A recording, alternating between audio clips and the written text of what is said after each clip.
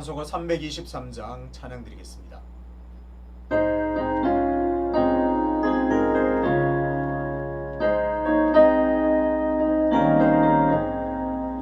푸른 바다 나서리고 어디든지 가오리라. 괴로우나 즐거우나 주만 따라가오리니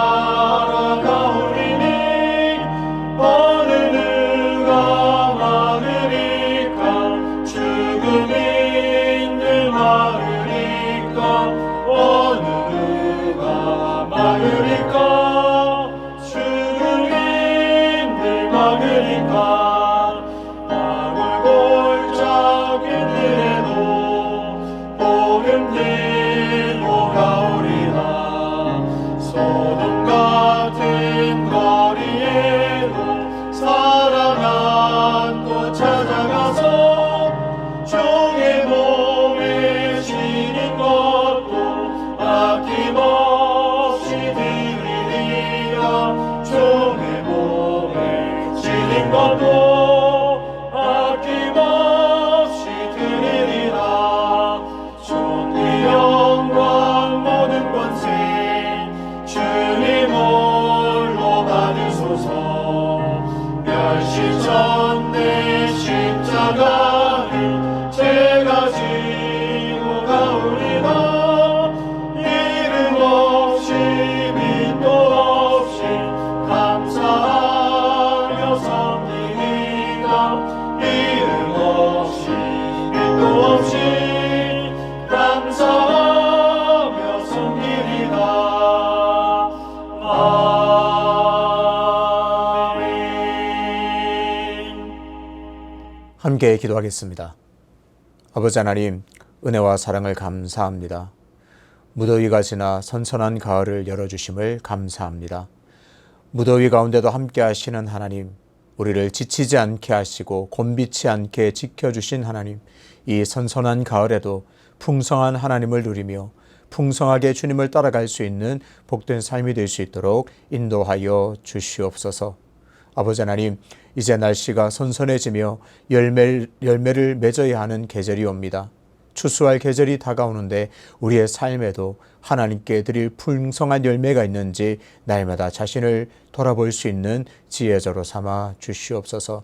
그래서 내 욕망과 내 욕심의 열매를 또 따는 그런 어리석은 삶이 아니라 하나님의 영광을 드러내며 하나님의 뜻을 세워나가는 풍성한, 그야말로 하나님께서 기뻐하시는 열매를 마음껏 올려드릴 수 있는 복된 삶이 될 수 있도록 인도하여 주시옵소서.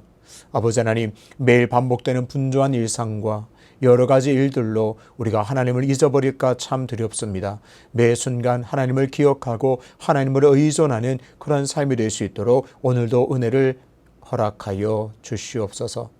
하나님의 영광이라는 이름으로 하나님을 기쁘시게 하는 일이라는 핑계로 내 욕망과 내 욕심을 채우는 것은 아닌지 정직하게 자신을 살펴서 먹든지 마시든지 무엇을 하든지 오직 하나님께서 기뻐하시는 일을 살아갈 수 있도록 인도하여 주시옵소서. 오늘도 하나님의 말씀이 이끄시는 대로 나아가기를 결단합니다. 하나님의 말씀대로 살아나기를 원하오니 성령님 우리를 인도하시고 도와주시옵소서. 오늘도 겸손하게 하나님의 말씀 앞으로 나아갑니다. 하나님 말씀으로 또 하나님이 어떠한 분인지를 깨닫게 하시고 하나님의 놀라운 은혜를 또 받아 누리는 복된 시간 될 수 있도록 역사하여 주옵소서. 감사드리며 예수 그리스도 이름으로 기도하옵나이다. 아멘. 오늘 함께 통독할 말씀은 출애굽기 19장입니다. 이스라엘 자손이 애굽 땅을 떠난 지 3개월이 되던 날 그들이 시내 광야에 이르니라. 그들이 르비딤을 떠나 시내 광야에 이르러 그 광야에 장막을 치되 이스라엘이 거기 산 앞에 장막을 치니라. 모세가 하나님 앞에 올라가니 여호와께서 산에서 그를 불러 말씀하시되 너는 이같이 야곱의 집에 말하고 이스라엘 자손들에게 말하라. 내가 애굽 사람에게 어떻게 행하였음과 내가 어떻게 독수리 날개로 너희를 업어 내게로 인도하였음을 너희가 보았느니라. 세계가 다 내게 속하였나니 너희가 내 말을 잘 듣고 내 언약을 지키면 너희는 모든 민족 중에서 내 소유가 되겠고 너희가 내게 대하여 제사장 나라가 되며 거룩한 백성이 되리라. 너는 이 말을 이스라엘 자손에게 전할지니라. 모세가 내려와서 백성의 장로들을 불러 여호와께서 자기에게 명령하신 그 모든 말씀을 그들 앞에 진술하니 백성이 일제히 응답하여 이르되 여호와께서 명령하신 대로 우리가 다 행하리이다. 모세가 백성의 말을 여호와께 전하매 여호와께서 모세에게 이르시되 내가 빽빽한 구름 가운데서 내게 임함은 내가 너와 말하는 것을 백성들이 듣게 하며 또한 너를 영영히 믿게 하려 함이니라. 모세가 백성의 말을 여호와께 아뢰었으므로 여호와께서 모세에게 이르시되 너는 백성에게로 가서 오늘과 내일 그들을 성결하게 하며 그들에게 옷을 빨게 하고 준비하게 하여 셋째 날을 기다리게 하라. 이는 셋째 날에 나 여호와가 온 백성의 목전에서 시내산에 강림할 것임이니 너는 백성을 위하여 주위에 경계를 정하고 이르기를 너희는 삼가 산에 오르거나 그 경계를 침범하지 말지니 산을 침범하는 자는 반드시 죽임을 당할 것이라. 그런 자에게는 손을 대지 말고 돌로 쳐 죽이거나 화살로 쏘아 죽여야 하리니 짐승이나 사람을 막론하고 살아남지 못하리라 하고 나팔을 길게 불거든 산 앞에 이를 것이니라 하라. 모세가 산에서 내려와 백성에게 이르러 백성을 성결하게 하니 그들이 자기 옷을 빨더라. 모세가 백성에게 이르되 준비하여 셋째 날을 기다리고 여인을 가까이 하지 말라 하니라. 셋째 날 아침에 우레와 번개와 빽빽한 구름이 산 위에 있고 나팔 소리가 매우 크게 들리니 진중에 있는 모든 백성이 다 떨더라. 모세가 하나님을 맞으려고 백성을 거느리고 진에서 나오매 그들이 산 기슭에 서 있는데 시내 산의 연기가 자욱하니 여호와께서 불 가운데서 거기 강림하심이라. 그 연기가 옹기가마 연기같이 떠오르고 온 산이 크게 진동하며 나팔 소리가 점점 커질 때에 모세가 말한즉 하나님이 음성으로 대답하시더라.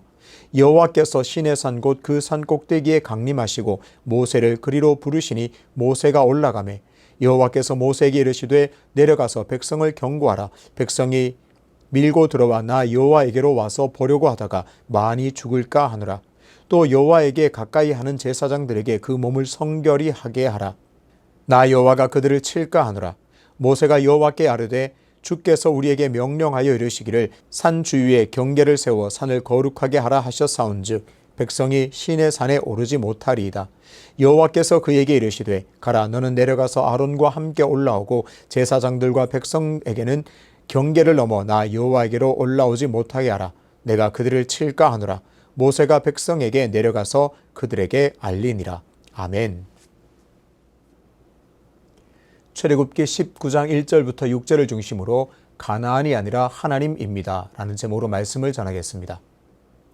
예전에 어떤 벽에 새겨진 명언 하나를 본 적이 있습니다. No pain, no gain이라고 쓰여진 명언이었습니다.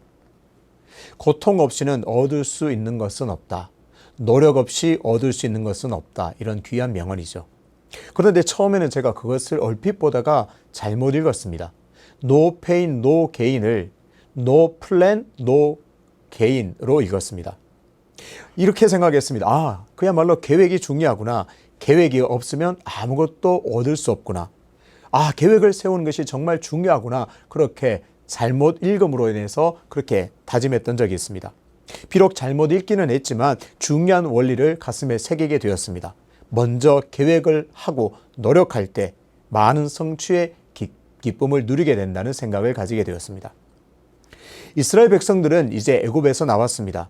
하나님께서 이스라엘을 애굽에서 건져내 주셨습니다.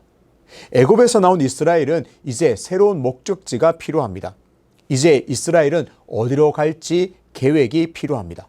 평생 광야에서 떠돌이 생활로 전전할 수는 없는 노릇입니다. 하지만 이스라엘이 목적지를 정할 필요는 없습니다. 하나님께서 이미 목적지를 정해 두셨습니다. 출애굽기 3장 17절입니다. 내가 말하였거니와 내가 너희를 애굽의 고난 중에서 인도하여 내어 젖과 꿀이 흐르는 땅 곧 가나안 족속, 헷 족속, 아무리 족속, 브리스 족속, 히위 족속, 여부스 족속의 땅으로 올라가게 하리라 하셨다 하면 하나님은 이미 계획하고 계셨습니다. 이스라엘 백성들이 애굽에서 부르짖을 때 그 부르짖음을 들으셔서 구원하시고자 하실 때 이스라엘 백성들을 구원해서 가나안 땅으로 내가 인도해야겠구나 계획하고 계셨습니다. 이스라엘 백성들을 이끌어내어 가나안 땅으로 인도하고자 했습니다. 사실 이 계획은 아브라함 때부터 시작되었습니다. 하나님께서는 아브라함을 가나안 땅으로 이끄셨고 인도하셨습니다. 하나님께서 아브라함에게 약속한 땅은 바로 가나안이었습니다. 그의 아들 이삭도, 그 이삭의 아들 야곱도 다 가나안에서 살았습니다. 야곱과 그의 가족은 흉년이 들자 가나안에서 떠나 애굽으로 가게 되었습니다. 그러니까 이 아브라함, 그 아브라함 때부터 이 모든 자녀들, 그 후손들의 고향은 바로 가나안이죠. 애굽에서 이스라엘은 큰 민족을 이루게 되었습니다. 애굽에서 나온 이스라엘이 이제 갈 곳은 당연히 고향 땅 가나안입니다. 그래서 하나님도 그 고향 가나안, 자신들의 조상들이 살던 그 가나안으로 인도하고자 하십니다. 그러니까 지금 이스라엘은 가나안을 향해 갈 계획을 가지고 있습니다. 그리고 그 길을 한 걸음 한 걸음 걸어가고 있습니다.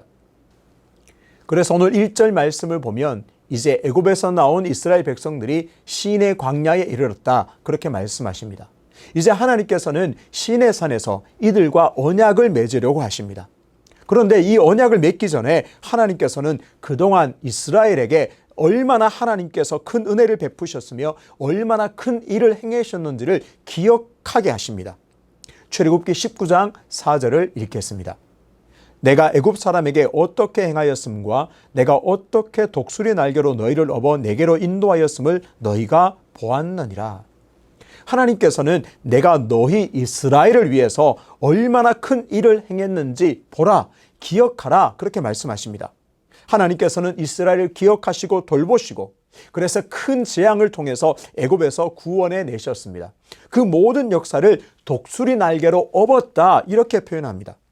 독수리, 그 날개로 업었다.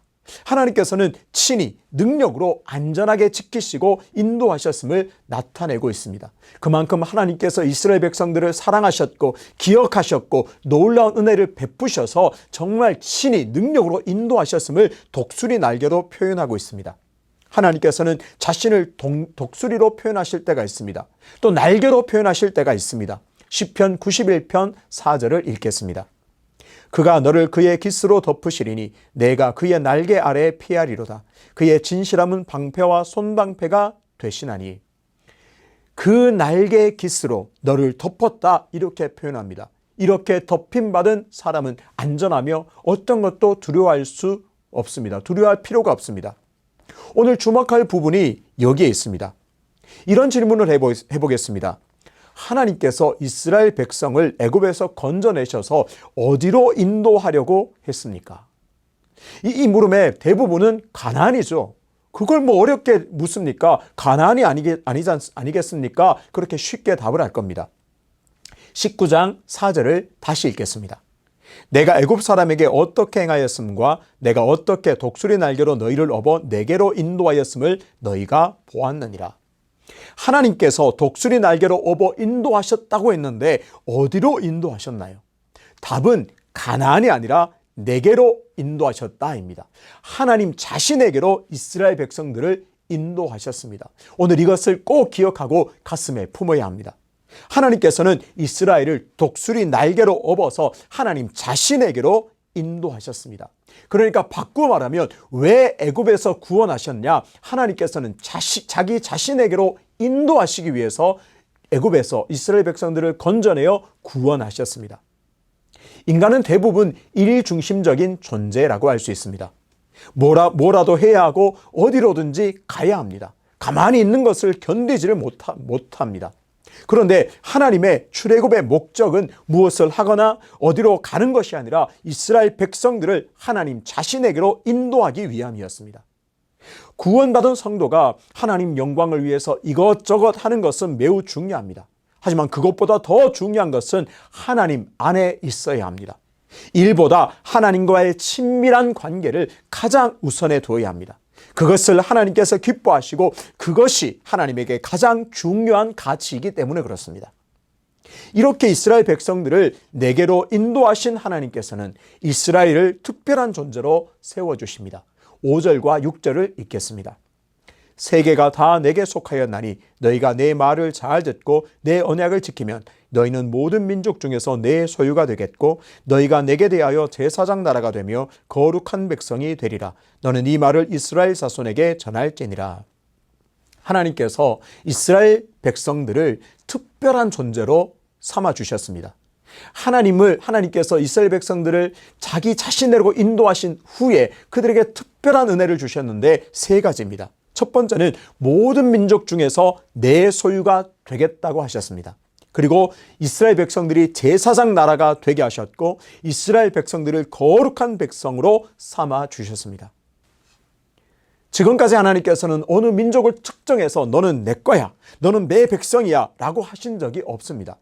이제 하나님께서는 여러 민족의 하나님이 아니라 이스라엘의 하나님이 되어주겠다고 약속하셨습니다. 그야말로 참으로 놀라운 은혜죠.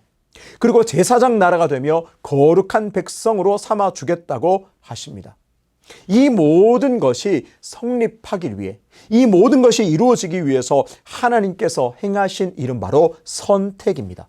하나님께서 이스라엘 백성들을 선택하셔서 하나님의 소유로 삼아주셨고 제사장 나라로 삼아주셨고 거룩한 나라가 되게 하셨습니다. 이스라엘 백성들을 선택하시고 그 선택한 백성에게 놀라운 은혜를 부어주고 계십니다. 하지만 이 놀라운 은혜를 누리기 위해서는 이스라엘의 자발적인 응답과 순종이 필요합니다. 5절에서 하나님께서는 이스라엘 백성들에게 요구하는 것이 있습니다. 내가 참으로 특별한 나의 소유가 되게 하겠고 거룩한 제사장이 되게 하며 거룩한 백성이 되게 하겠는데 그 전에 해야 될 것이 있다. 그렇게 말씀하십니다. 모세야 이스라엘 백성들에게 이것을 잘 전해라 명령하십니다. 첫 번째는 세계가 다 하나님께 속한 것임을 인정하라는 겁니다. 두 번째는 하나님의 말씀을 잘 듣고 세 번째는 언약을 잘 지켜야 이 모든 은혜를 받을 수 있다 말씀해 주십니다. 하나님께서 이스라엘의 하나님이 되신다고 해서 이스라엘만의 하나님으로 제한될 수는 없습니다. 말 그대로 세계는 다 하나님께 속했습니다. 모든 것이 하나님의 것입니다. 모든 민족이 하나님께 속했습니다. 하나님은 그야말로 우주를 주관하시는 분임을 우리는 잊어서는 안 됩니다. 그 하나님께서 이스라엘의 하나님이 되어주셨기에 너무나 큰 은혜가 됩니다. 우주를 주관하시는 모든 것이 세계가 다 주님께 속했는데 하나님께서 속했는데 그 하나님께서 이스라엘을 선택해서 너는 내 소유가 되겠다. 나는 이스라엘의 하나님이 되겠다. 말씀해 주시는 것은 그야말로 큰 은혜입니다. 이런 놀라운 은혜를 입은 이스라엘은 왕이 되시는 하나님의 말씀을 잘 듣고 그 언약을 잘 지켜서 행하는 것은 마땅한 일이 됩니다. 이런 놀라운 언약의 혜택을 오늘 그리스도인들이 그대로 누리게 되었습니다. 베드로전서 2장 9절입니다. 그러나 너희는 택하신 족속이요 왕같은 제사장들이요 거룩한 나라요 그의 소유가 된 백성이니 이는 너희를 어두운 데서 불러내어 그의 기이한 빛에 들어가게 하신 이의 아름다운 덕을 선포하게 하려 하심이라. 아멘. 이스라엘 백성들을 불러내어 특별한 소유로 삼으신 하나님께서는 예수 그리스도를 믿는 모든 그리스도인들에게 동일한 은혜를 부어주십니다. 모든 그리스도인들을 택하신 족속이요 왕같은 제사장이요 거룩한 나라 하나님의 소유가 되게 하셨습니다. 이 놀라운 은혜의 받음을 우리가 받았음을 항상 감사하며 고백하며 살아야 할 줄로 믿습니다. 이스라엘 백성들이 시내 광야에서 받은 놀라운 은혜는 하나님께서 이스라엘 백성을 독수리 날개로 업어 내게로 인도하신 것에서부터 출발합니다. 이스라엘 백성들아 잘 기억해라. 내가 독수리 날개로 업어서 내게로 인도했다. 여기서부터 이 은혜가 출발되었습니다. 특별한 소유로 선택받은 이 이스라엘이 이 은혜에 대한 구체적인 응답은 날마다 하나님께로 나아가는 것이어야 합니다. 예, 하나님께서 하나님 자신에게로 우리를 이끌어 주셨사오니 그 은혜를 기억하고 나는 날마다 하나님을 기억하고 그 하나님 앞으로 나아갑니다 라고 하는 것이어야 합니다. 그들의 목적지가 아무리 가나안이라고 해도 그보다 궁극적인 목적지인 하나님을 결코 잊어서는 안 됩니다. 맞습니다. 이스라엘 백성들은 가나안을 목적지로 삼고 나아갑니다. 하나님께서 그렇게 말씀하셨습니다. 그렇지만 그 가나안이 궁극적인 목적지가 아님을 늘 깨닫고 살아야 합니다. 궁극적인 목적지는 오직 하나님 자신임을 우리는 잊어서는 안 됩니다. 우리는 신앙생활에서도 인생 가운데도 많은 계획을 가지고 있습니다. 도달하고자 하는 목적지도 분명하게 존재합니다. 그 목적지가 어디가 되었든지 그보다 우리가 다시 세워야 할 궁극의 목적지는 하나님임을 다시 한번 가슴에 새겨야 하겠습니다. 날마다 하나님께로 나아가서 하나님께서 베푸시는 은혜를 누리고 하나님께서 원하시는 삶의 흔적들을 남기는 복된 삶을 사시기를 주님의 이름으로 축복합니다. 이스라엘 백성들의 목적지가 가나안인 것은 분명하지만 그보다 궁극의 목적지는 하나님임을 오늘도 가슴에 품어서 날마다 하나님께로 나아가서 그 은혜 입어서 주어진 모든 일을 넉넉하게 감당하게 되시는 저와 여러분 되시기를 주님의 이름으로 축복합니다. 아버지 하나님, 이스라엘 백성들이 출애굽에서 나와서 가야 할 목적지는 다 가나안으로 알고 있습니다. 그런데 오늘 말씀을 통해서 보니 하나님께서는 독수리 날개로 업어 내게로 인도하였다 말씀하십니다. 하나님, 우리가 모든 목적지, 많은 계획들을 가지고 있습니다. 이제 그 모든 것 목적지보다 궁극의 목적지를 다시 바라보게 하심을 감사합니다. 오늘 내가 다시 세워야 할 궁극의 목적지는 하나님 자신임을 다시 깨닫게 해주셨사오니 우리가 매 순간 매일매일의 삶에서 하나님께로 나아가 하나님과 함께하는 친밀한 교제를 회복하는 복된 성도의 삶이 될 수 있도록 인도하여 주옵소서. 연하여 주님 가르치신 기도로 기도하오니 하늘에 계신 우리 아버지, 아버지의 이름을 거룩하게 하시며 아버지의 나라가 오게 하시며 아버지의 뜻이 하늘에서와 같이 땅에서도 이루어지게 하소서. 오늘 우리에게 일용할 양식을 주시고 우리가 우리에게 잘못한 사람을 용서하여 준 것 같이 우리 죄를 용서하여 주시고 우리를 시험에 빠지지 않게 하시고 악에서 구하소서. 나라와 권능과 영광이 영원히 아버지의 것입니다. 아멘.